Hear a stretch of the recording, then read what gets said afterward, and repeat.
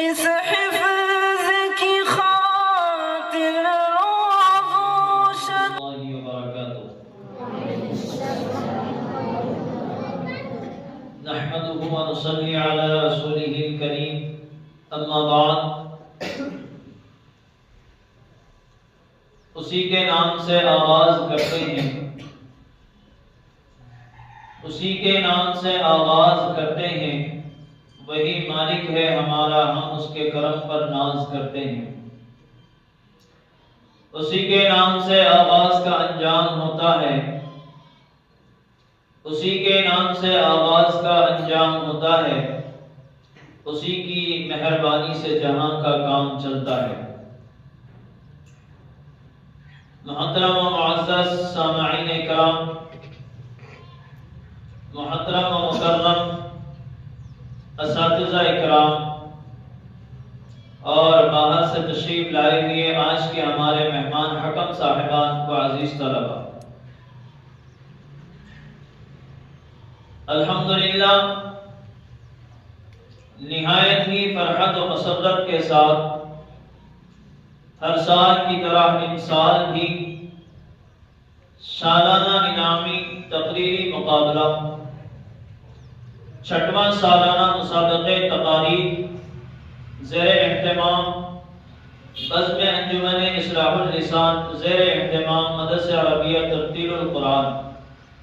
احمد علی colony نرنگل road دیگلو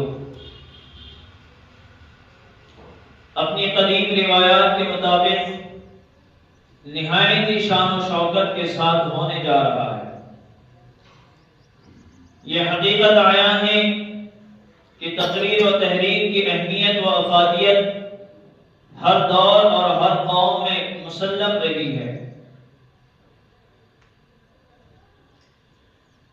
عربی کا مشہور مقولہ ہے لِكُلِّ طَالِبٍ سلاحان سلاح القلب و سلاح الخطابہ، یعنی پہلا ہتھیار تحریر اور دوسرا ہتھیار تقریر ہے۔ تحریر و تقریر ایسے دو مؤثر کارآمد اور مجرب ہتھیار اور ڈھال ہیں جن کے ذریعے مخالفت اور عداوت کے تیز و تند سیلاب کے آگے سد سکندری حائل کر کے مخالفین ہی نہیں بلکہ جانی دشمن کو بھی دھول چٹایا جا سکتا ہے۔ آج جبکہ اسلام مخالف تحریکیں ہمدردی کا دل فریب لبادہ اوڑھ کر الحاد و بے دینی کا پرچار کر رہی ہے، ایسے پرخطر دور کو دیکھ کر یہ سوال دل میں پیدا ہوتا ہے کہ وہ کون سی قوت و طاقت ہے جو شیطانی مشن کی پشت پناہی کر رہی ہے۔ اس سوال کا جواب بلا شبہ تاریخی آئینے میں اس کے سوا کچھ نہیں کہ میڈیا، صحافت و شیطنت ہے جو اپنی زود اثر طاقتوں سے ان تحریکوں کو فروغ مل رہا ہے، فروغ دے رہی ہے۔ سامعین اکرام، تاریخ انسانی شاہد ہے، خطابت وہ فن ہے جو نبی کی زبان سے آیا ہوئی تو ہدایت و دعوت بن گئی، جب واعظ کی زبان سے آیا ہوئی تو نصیحت بن گئی، اور جب مجاہد نے اس کو اپنایا تو نعرہ انقلاب بن گیا، اور کسی سیاسی لیڈر اور رہنما نے اس کو اپنایا تو ترانے سیاست بن گئے۔ الغرض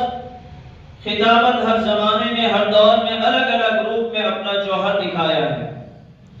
شاعر کہتا ہے کہ خطابت وجد میں آئے تو پھر ہتھیار بن جائے، خطابت وجد میں آئے تو پھر ہتھیار بن جائے، کبھی نیزہ کبھی خنجر کبھی تلوار بن جائے۔ خطابت کی گلفشانی مسلم ہے زمانے میں، خطابت کی گلفشانی مسلم ہے زمانے میں، یہ نجاشی کے آگے جعفر تیار بن جائے۔ حضرات، قبل اس کے کہ ہم اپنے پروگرام کا آغاز کریں، ہم یہ بتا دینا مناسب سمجھتے ہیں کہ آج کے ہمارے ہونے والے چھٹواں سالانہ مسابقے تقاریر بزم انجمن اصلاح اللسان زیر اہتمام مدرسہ عربیہ ترتیل القرآن احمد علی کالونی نرنگل روڈ دیگلور ضلع ناندیڑ مہاراشٹر۔ آج کے ہمارے سالانہ چھٹواں سالانہ تقاریر مسابقے تقاریر کی صدارت مشفق التلامذہ ہر دل عزیز استاد محترم حافظ شیخ اکبر صاحب، ان سے ہم گزارش کرتے ہیں کہ آج کے ہمارے سالانہ مسابقے تقاریر کی صدارت کو قبول فرمائیں۔ صدر صاحب کی اجازت سے ہم اپنی آگے کی کارروائی کو بڑھائیں اور اس سالانہ مسابقے تقاریر اس میں حکم کا جو فریضہ انجام دیں گے، ہمارے پہلے حکم حضرت مولانا محمد فتیم صاحب ندوی، امام و خطیب مسجد حضور گنج دیگلور، اور دوسرے حکم حضرت مولانا مفتی سید نذیر صاحب قاسمی، امام و خطیب جامع مسجد ایرپلی تلنگانہ۔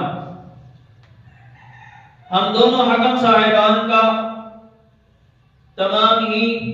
اساتذہ و طلباء کی طرف سے شکریہ ادا کرتے ہیں کہ آپ نے ہماری دعوت پر لبیک کہا اور حاضر ہو گئے۔ اور اب ہم اپنے مقصد اصلی کی طرف چلنے سے پہلے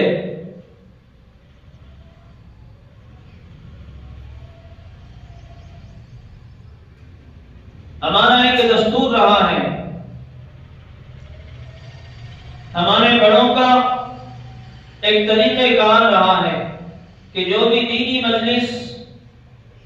یا پروگرام ہوتا ہے اس کا آغاز ایک ایسی کتاب کی تلاوت سے کی جاتی ہے، اس کلام الہی سے کرتے ہیں جس نے اپنی 23 سالہ قلیل مدت میں دنیا میں انقلاب برپا کر دیا۔ اس دنیا میں رنگ و بو میں جتنی بھی آسمانی کتابیں نازل ہوئیں، اس میں سب سے اجمل، سب سے اکمل، سب سے احسن کتاب قرآن مجید کی ہے۔ آئیے اسی کتاب بافیض سے ہم اپنی اس مجلس کا آغاز کرتے ہیں اور قرآن مجید کی تلاوت کے لیے قاری خوش الحان ہمارے مدرسے کے طالب علم حافظ سید زید سلمہ کو میں نشان کے ساتھ دعوت اسٹیج دیتا ہوں کہ قرآن کی تلاوت سے آغاز ہو محفل کا، قرآن کی تلاوت سے آغاز ہو محفل کا، ہم آغاز ہو محفل کا قرآن کی تلاوت سے، سرور دل مومن ہو اس کی حلاوت سے، قرآن کی تلاوت سے یوں دل کو منور کر، قرآن کی تلاوت سے یوں دل کو منور کر، ایک آیت قرآن پڑھنے کا راہ مقرر کر۔ موصوف سے گزارش ہے کہ وہ آئیں تلاوت کلام اللہ سے اس محفل کا آغاز کریں۔